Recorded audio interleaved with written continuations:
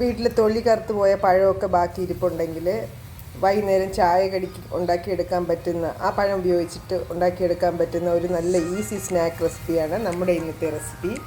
Indian classic ഫ്യൂഷൻ്റെ പുതിയൊരു വീഡിയോയിലേക്ക് എല്ലാവർക്കും സ്വാഗതം.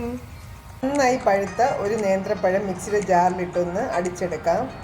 അടിച്ചെടുത്ത പഴം ഒരു ബൗളിലേക്ക് ഇട്ട് കൊടുത്ത് ഇതിലേക്ക് ഒരു സ്പൂൺ കോൺഫ്ലോറും ഒരു സ്പൂൺ ഫുള്ളായിട്ട് റവയും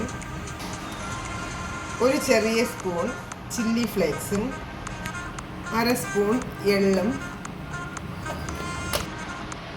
ഒരു 2 സ്പൂണോളം ചെറിയ 2 സ്പൂണോളം ചിരകിയ നാളികേരവും മധുരത്തിനായി ഒരു അല്പം ശർക്കര ഗ്രേറ്റ് ചെയ്തതും കൂടി, അതായത് 2 സ്പൂണോളം മതിയാവും, അതും കൂടി ചേർത്ത് ഒരു 2 സ്പൂൺ ഗോതമ്പ് പൊടിയും ഇനി ഇതെല്ലാം കൂടി ഒന്ന് മിക്സ് ചെയ്ത്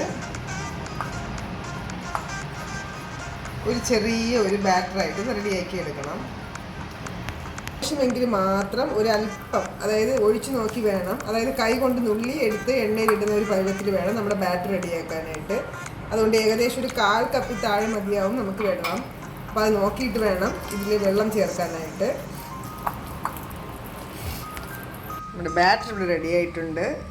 ഇനി നമുക്കൊരു ചട്ടിയിലേക്ക് ആവശ്യത്തിനുള്ള കുക്കിംഗ് ഓയിൽ ഒഴിച്ചു കൊടുത്ത് എണ്ണ ചൂടാവുന്ന സമയത്തിന് ഒരു ബൗളിൽ ഒരല്പം കോൺഫ്ലേക്സ് എടുത്ത് അത് നല്ലവണ്ണം കൈകൊണ്ട് പൊട്ടിച്ചു കൊടുത്തതിന് ശേഷം നമ്മുടെ ഈ ബാറ്ററിലേക്ക് ഇട്ട് കൊടുത്ത് അതും കൂടി മിക്സ് ചെയ്ത് വേണം നമ്മൾ എണ്ണയിൽ ഫ്രൈ ചെയ്തെടുക്കാനായിട്ട്.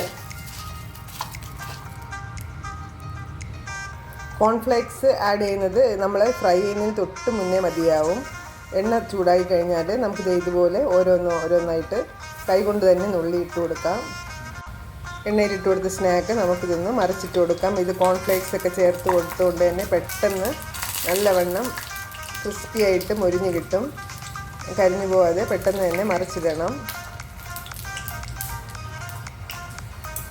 ഒരുപാട് എണ്ണയൊന്നും കുടിക്കാത്ത നല്ലൊരു ടീ സ്നാക്കിൻ്റെ റെസിപ്പിയാണ്.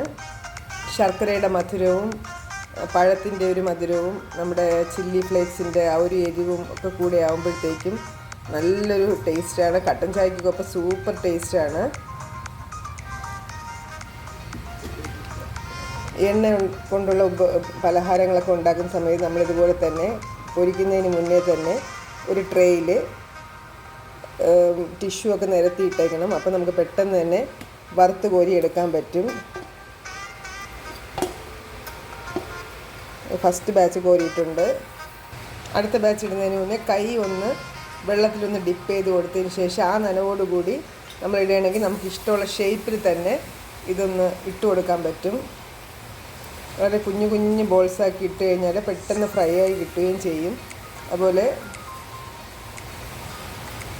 കാണാനും ഭംഗിയുണ്ടാവും. വിരുന്നുകാരൊക്കെ വരുന്ന സമയത്ത് വീട്ടിൽ സാധനമൊന്നും കൊടുക്കാതിരിപ്പില്ലെങ്കിൽ ഇതുപോലെ പഴമൊക്കെ ഉണ്ടെങ്കിൽ നമുക്ക് പെട്ടെന്ന് തന്നെ ചായക്കുള്ള വെള്ളം വയ്ക്കുമ്പം അതിൻ്റെ കൂടെ തന്നെ ഈ മിക്സിയിൽ നിന്ന് പഴവും ക്രഷ് ചെയ്ത് ഈ മാവും കൂടിയൊക്കെ മിക്സ് ചെയ്തെടുത്താൽ പെട്ടെന്ന് തന്നെ റെഡിയാക്കി എടുക്കാൻ പറ്റും. നമ്മൾ വീഡിയോയിലൊക്കെ കാണുമ്പോൾ ലെങ്തി ആയിട്ട് തോന്നുന്നെങ്കിലും വളരെ ഈസി റെസിപ്പിയാണിത്. നമ്മളിത് ഫ്രൈ ചെയ്തതിന് ശേഷം ഇത്ര എണ്ണ നമുക്ക് ബാക്കി വന്നിട്ടുണ്ട്. മീഡിയം സൈസിലെടുത്തൊരൊറ്റ ബനാന കൊണ്ട് നമുക്കിത് ഇത്ര അളവിലാണ് സ്നാക്ക് കിട്ടിയിട്ടുള്ളത്. അപ്പോൾ ബനാന കൊണ്ടുള്ള ഈ ഒരു സിമ്പിൾ റെസിപ്പി എല്ലാവർക്കും ഇഷ്ടമായെന്ന് വിചാരിക്കുന്നു. മറ്റൊരു റെസിപ്പി വീഡിയോ ആയിട്ട് ഉടനെ കാണാം.